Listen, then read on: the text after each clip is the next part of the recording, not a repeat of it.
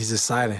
He's young and special, and he's a pleasure to watch. What kind of crazy, eerie focus or what kind of superpower he has, but his hands and his eyes are they're special. Dating Kim Kardashian, making the greatest catch of all time, almost 20 million followers on the gram, Odell Beckham Jr. has become a global icon. Today, OBJ has signed with the Miami Dolphins. Clearly, Odell is past his prime, but how good was prime Odell Beckham Jr. actually?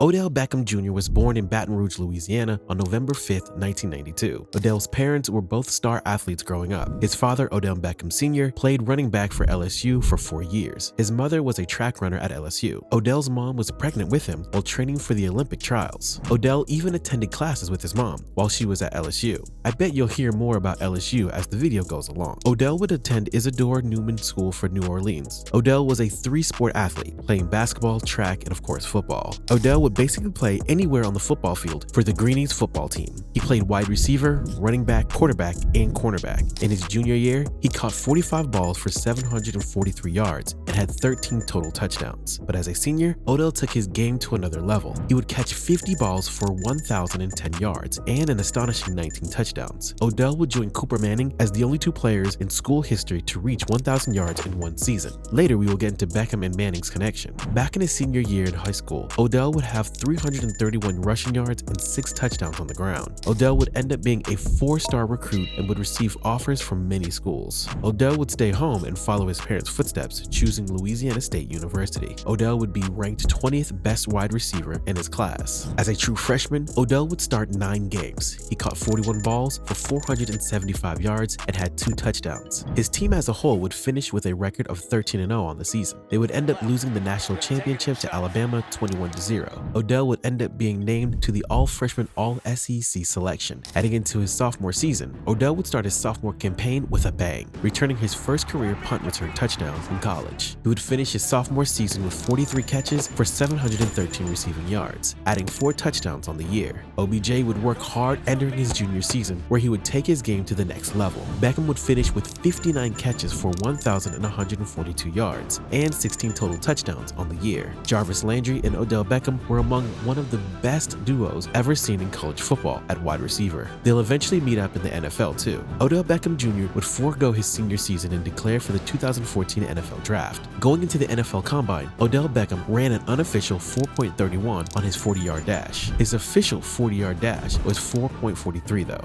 But we all know Odell can flat out fly. Being measured at only 5 feet 11 inches could be a bit undersized, but considering Odell has 10-inch hands, the size wouldn't matter. Hence why Odell makes all these insane one-handed catches. Despite Odell looking like a very athletic wide receiver with incredible stats to back him up, going into the 2014 NFL Draft, Odell Beckham Jr. wasn't projected to be the first wideout taken off the board. Odell Beckham Jr. would be selected 12th overall to the New York Giants. All was looking up for the Giants and Odell. Unfortunately, during the spring, Odell would injure his hamstring and then would re-aggravate it on the first day of training camp. This would hold Odell out until week 5 of the 2014 campaign. Oh boy, would this wait be well worth it. Going into the 4th quarter of their week 5 matchup versus the Atlanta Falcons, the G-men would find themselves down 3 in the 4th quarter. Eli Manning would complete a pass to Odell Beckham Jr. for his first career season touchdown reception in the NFL and take a 4th quarter lead. This was a great start for Odell, but he wasn't done yet. He wouldn't truly break out until week 9 against the Colts. He would catch 8 balls for 156 yards this game. The following week, Odell had over 100 yards despite playing against the Seahawks' Legion of Boom.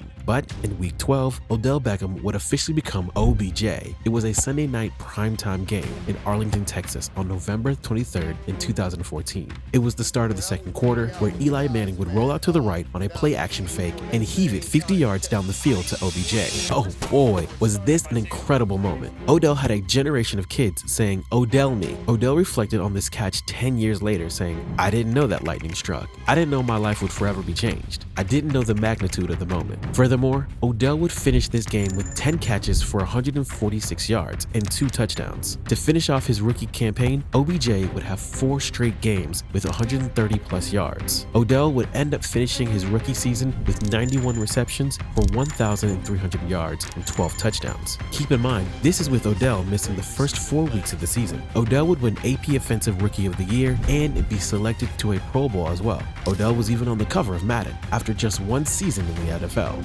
Odell's second year as a pro went great, catching 96 balls for 1,450 yards and 13 touchdowns. He would end up missing 1 game this season too. We'll get to that soon. This kind of season would grant Odell a second straight Pro Bowl appearance. Now, let's get to the drama that occurred this season in Week 15 matchup against the Carolina Panthers. Going into this game, all eyes were set on Odell Beckham Jr. versus Josh Norman, one of the league's best wideouts versus one of the best corners. On the very first drive of the game, Odell and Norman would be lined against each other. Odell would burn Norman on a route and have the easiest touchdown opportunity of his career, and he dropped it. Norman and Odell started fighting and kept going at each other. It would result in 5 penalty flags being thrown. Odell would end the game with 6 catches for 76 yards and a touchdown. The Giants would lose to the undefeated Panthers 38-35. Antics like this by OBJ would have him more known as a diva wide receiver. Odell would be suspended for the following game for his antics. Going into his 2016 campaign, OBJ and the Giants would see some team success. They would finish 11-5 and make the playoffs. Odell would often get double teamed by deep routes, so his new signature was being able to make 7-yard slants to the house. In 2016, OBJ would have 101 catches for 1,367 yards and 10 touchdowns. But knowing OBJ, he would get into more drama around this time. A week before their playoff game versus the Green Bay Packers, Odell thought it was a good idea to take the wide receiving core down to Miami. This is where the infamous boat picture happened. This picture seemed to haunt the New York Giants ever since it was taken. Odell would later reflect on this boat trip, saying it was a bad idea. The Giants still had to go play the Green Bay Packers at Lambeau Field. This game didn't go well for the Giants. Odell didn't seem to be prepared for this game whatsoever. He would drop multiple passes and finish the game with only 4 catches and 28 yards. The Packers would win 38-13, but Odell did make his 3rd Pro Bowl appearance and is looking to become the next all-time great wideout. Unfortunately for Odell and Giant fans, he would have his 2017 season cut short after a season-ending ankle injury in Week 5. Things were still looking up for Odell Beckham as he would receive a 5-year, $90 million extension to stay with the Giants in that offseason. Going into the 2018 season, the Giants would draft star running back Saquon Barkley. A 1-2 punch with OBJ and Saquon seemed legitimate, but the Giants weren't winning and Odell was becoming a major distraction in 2018. Odell would finish the season with 77 catches for 1,052 and 6 touchdowns. After another solid season for Odell, as he missed the last 4 games of the regular season due to injury, things would go south between the Giants and OBJ, where he would go on an interview and throw his QB, Eli Manning, under the bus. Odell felt as though Eli couldn't throw the deep routes he wanted. Odell was tired of having to take 7-yard slants for touchdowns. Going into the offseason, there were rumors about the Giants trading OBJ.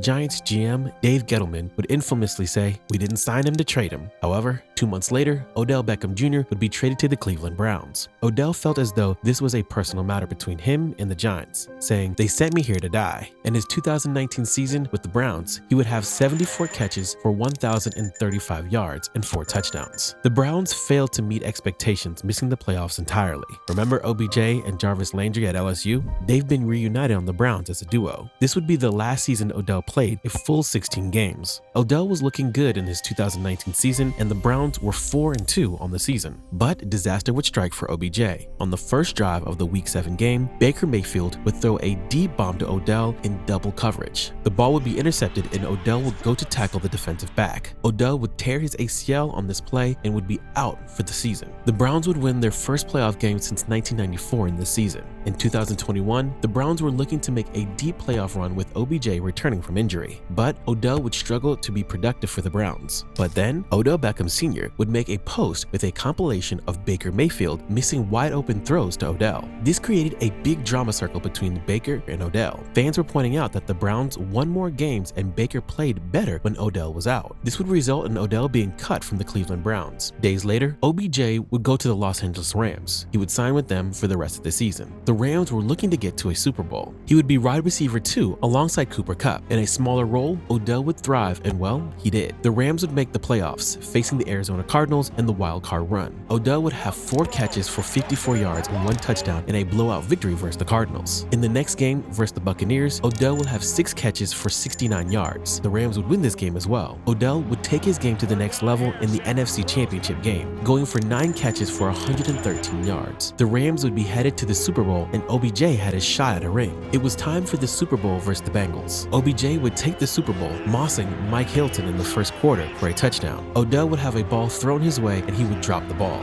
Then he would fall to the ground, tearing his ACL. But Odell did his job for the Rams. He fulfilled the wide receiver 2 spot perfectly. Odell would finish the game with 2 catches for 52 yards and a touchdown. Although it was looking like Odell was on pace to win the Super Bowl MVP, the injury did stop that, but the Rams would go on to win the game. Odell, in his 8th season at 29 years old, would win his ring. Odell would have to sit out the next 2002 season due to his ACL injury. Odell would join the Baltimore Ravens for the 2023 season. He was signed to be a mentor and a veteran to the team. Although Odell would have a couple of nice games for the Ravens, he would have 4 catches for 116 yards versus the Bengals. The Ravens would make the playoffs, where OBJ didn't have much of an impact. But after a playoff loss to the Chiefs, Odell would consult Lamar Jackson and other teammates, trying to inspire them. On May 3rd of 2024, Odell agreed to sign a 1-year deal worth up to $8.25 million with the Miami Dolphins. Odell would join speedy Tyreek Hill and Jalen Waddle to form a league-best trio. Despite being more of a veteran leadership guy today, we will always remember OBJ for being one of the most electric wideouts the league has ever seen.